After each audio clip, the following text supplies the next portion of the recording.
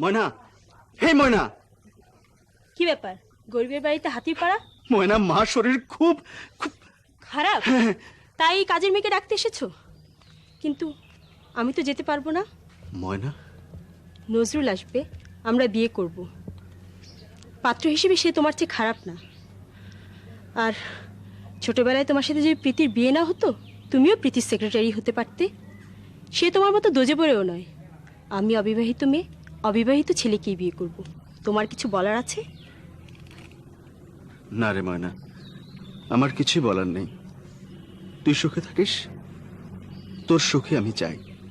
আমার সুখী তো, বউকে নিয়ে তুমি সুখে আছো, আমি পারি না।